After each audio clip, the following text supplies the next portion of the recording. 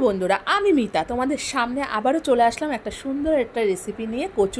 কচুরলতি আজকে রান্না করব রসুন, পেঁয়াজ আর মাছের তেল দিয়ে। তা দেখো, ফ্রেশ একটা বাজার থেকে মাছের তেল এনেছি, আর তাতে কিন্তু আমি রসুন কুচি, পেঁয়াজ কুচি দিয়ে আজকে কিন্তু এটাকে রান্না করব।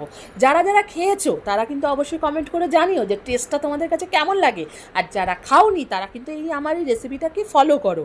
তাহলে দেখো, আমি কিন্তু তেল গরম হয়ে গেছে, আমি একটু কালো জিরে ফোড়ন দিচ্ছি। অনেকে অনেক রকম ফোড়ন দেয়, আমি কালো জিরে ফোড়ন দিলাম। ফোড়ন দেওয়ার পরে ওর মধ্যে পেঁয়াজ, রসুন দুটোকে একসাথে একটুখানি ভালো করে লাল লাল করে ভেজে নেব। তার মধ্যে একটু সামান্য নুন দিয়েছি, আর দেখেছো মাছের তেলটা অসাধারণ লাগছে কিন্তু খেতে।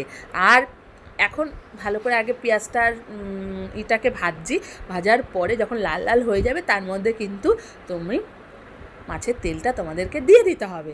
তার মধ্যে একটু সামান্য হলুদ দিয়ে দিয়েছি। আর কচুরলতিটা কিন্তু সিদ্ধ হওয়ার এই রকম লাগবে যে চাপ দিলেও ভেঙে যাবে, দাঁতে দিলেও পিষে যাবে, ঠিক আছে? তাহলে চলো, কচুরলতি কিন্তু কচুর শাকের মতন ভাবলে কিন্তু হবে না। তারপরে আমার রান্নাটা কিন্তু শুরু হয়ে গেল।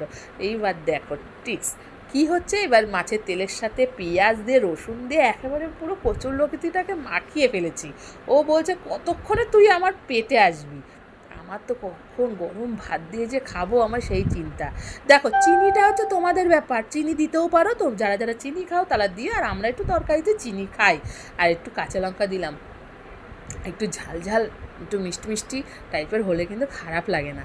তা যারা, আমি সামান্যই মিষ্টি দিয়েছি, তোমাদের যেটুক ভালো লাগবে তোমরা সেটুকুই দিও।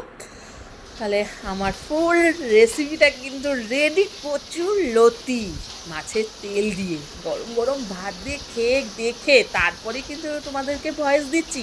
চলো, আজকের মতন এখানেই শেষ।